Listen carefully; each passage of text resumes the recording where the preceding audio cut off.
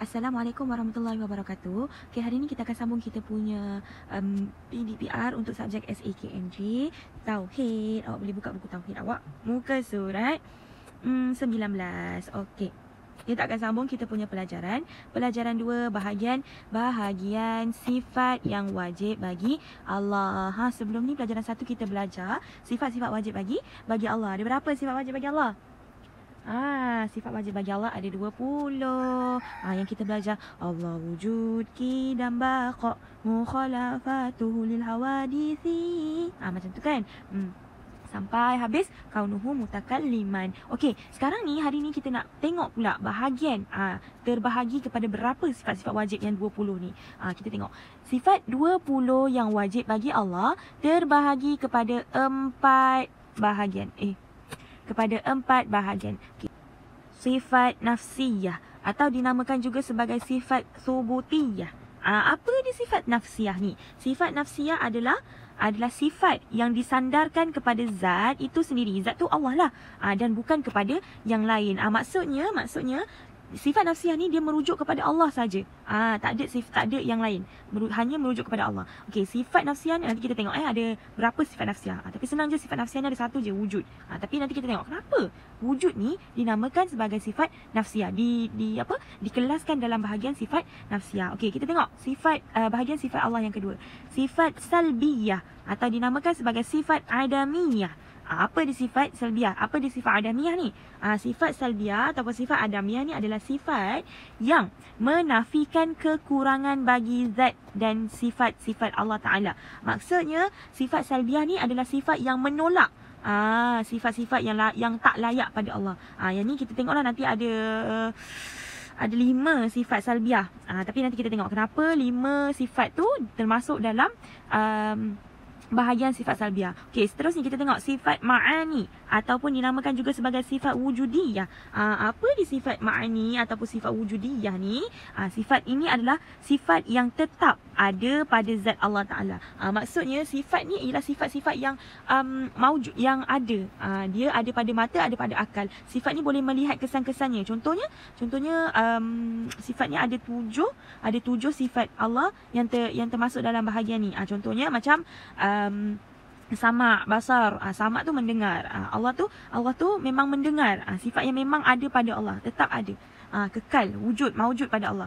Okey, nanti kita tengok kenapa dia dinamakan sebagai sifat ma'ani. Okey, yang seterusnya sifat ma'nawiyah ataupun dinamakan sebagai sifat haliyah. Okey, sifat ma'nawiyah dan ataupun sifat haliyah ni adalah sifat yang melazimi sifat-sifat ma'ani ni. Yang ni. Maksudnya sifat ni menegaskan bahawa sifat-sifat ma'ani ni bukan pada panca indera. Dia tak ada macam tak ada perantaraan. Contohnya tadi saya kata Allah sama'. Sama' tu maksudnya mendengar. Maksudnya Allah bukannya menggunakan telinga untuk mendengar, tapi Allah tu mendengar dengan sendirinya. Dengan sebab ia adalah Allah. Macam tu. Okey, nanti kita tengok lebih lanjut lagi. So sekarang ni awak boleh buka muka surat 20. Kita tengok sifat nafsiyah. Sifat nafsiyah ataupun dinamakan sifat apa tadi? Sifat subutiyah. Okey, kita tengok lebih mendalam lagi makna sifat nafsiyah. Okey, sifat nafsiyah yang disandarkan kepada zat itu sendiri. Dan tiada menunjukkan kepada makna yang lain. Hanya merujuk kepada Allah dan sifat wujud bagi Allah. Tengok sifat nafsiyah ni ada satu saya cakap tadi, iaitu wujud. Allah wujud. Kita tengok apa yang dikatakan dengan Allah wujud. Wujud itulah yang dikatakan nafsiyah bagi zat Allah Ta'ala. Yang ini sifat yang tetap bagi zat selagi ada zat, tidak kerana sebab dengan sebab yang lain. Pening kan? Tak apa. Kejap. Okey, lepas tu kita tengok pula sebab sifat wujud dinamakan sifat nafsiyah. Kenapa?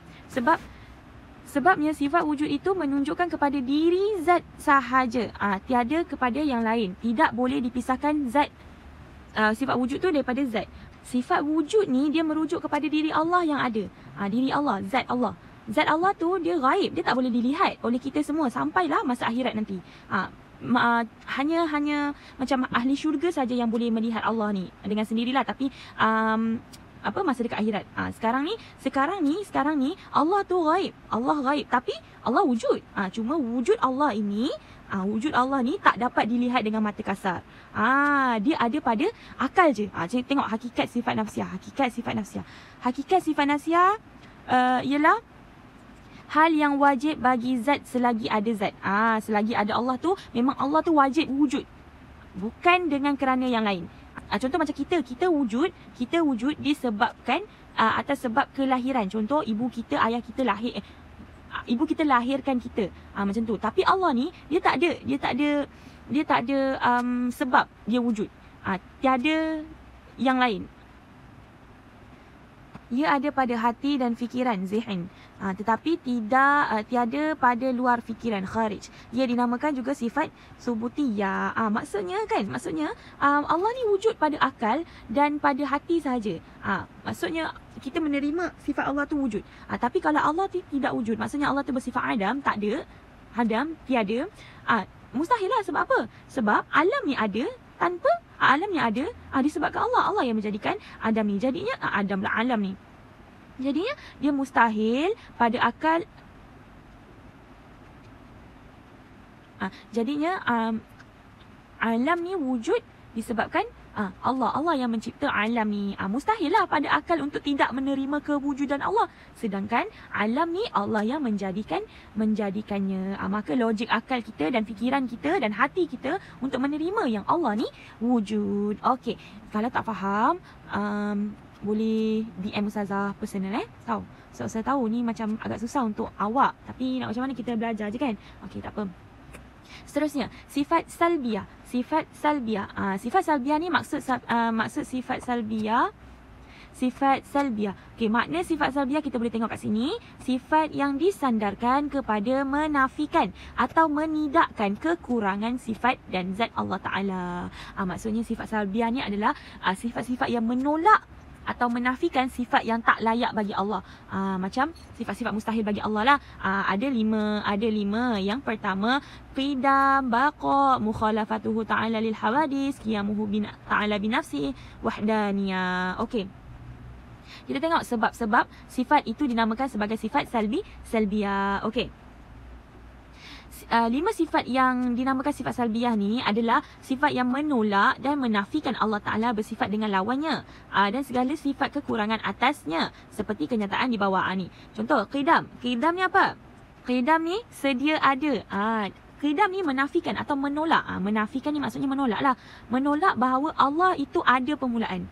Tapi qidam ni Allah tu sedia ada. Allah tak ada permulaan. Kita tengok pula baqa. Baqa ni maksudnya apa? Kekal. Okey, kekal ni sifat Allah yang kekal ni dia menafikan ataupun menolak yang Allah ni ada kesudahan. Allah ni sampai bila-bila pun kekal. Dia tak ada pengakhiran. Tengok, qidam menolak atau menafikan Allah ada permulaan. Baqa menafikan ataupun menolak Allah ada kesudahan. Okey, tengok yang ketiga. Mukhalafatuhu ta'ala lil hawadis. Maksudnya sifat ni maksudnya tidak sama dengan yang baharu. Yang ni sifat mukhalafatuhu ta'ala lil hawadis ni menafikan ataupun menolak persamaan Allah dengan segala yang baharu. Maksudnya apa? Maksudnya sifat Allah ni tak samalah dengan sifat-sifat yang baharu. Macam sifat baharu ni macam makhluk lah. Kalau Allah ni bersifat baharu bersamaan dengan yang baharu, dia akan jadi makhluk lah. Bukan Allah lagi. Kalau lah misal kata ada yang mengaku Tuhan kan, kita boleh tahu. Kalau contoh macam Fir'aun dulu mengaku diri dia ni Tuhan, tapi sebenarnya dia baharu, dia pun diciptakan. Jadinya kalau Tuhan ni, Allah ni, cara kenal Allah ni adalah dia mukhalafatuhul ta'ala lil hawadis. Dia tak sama dengan yang baharu. Baharu ni semualah alam, makhluk, semua yang Allah ciptakan ini adalah tak sama dengan Allah tersendiri. Okey. Seterusnya, qiyamuhu ta'ala binafsi. Maksudnya apa? Allah ni berdiri dengan sendirinya. Sifat ini, qiyamuhu ta'ala binafsi ni menafikan ataupun menolak yang Allah ni berhajat kepada yang berlain. Berhajat ni maksudnya dia meminta pertolongan, dia memerlukan kepada yang lain. Contohnya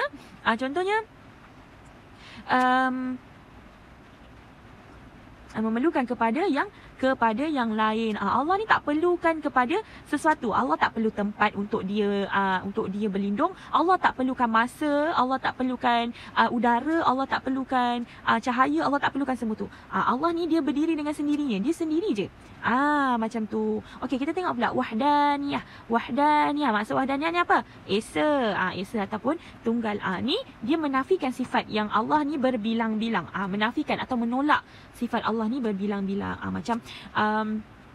Macam agama-agama lain kan, macam kita tengok orang Cina. Orang Cina dia ada banyak Tuhan kan. Ada Tuhan gemuk, ada Tuhan kurus, ada Tuhan miskin, ada Tuhan kaya, ada Tuhan macam-macam lah. Ada banyak Tuhan kan. Tapi sifat-sifat untuk Allah ni kan, Allah ni hanya satu je. Dia esa, dia tunggal. Dia adalah tunggal. Sifat wahdaniah ni menolak kepada yang lain lah. Macam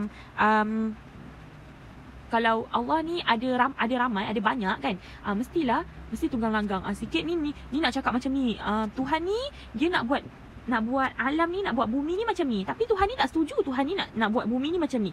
Tak boleh lah kan. Wahdaniyah. Sebab tu Allah ni tunggal. Dia sahaja yang berkuasa. Allah sahaja yang berkuasa. Okey.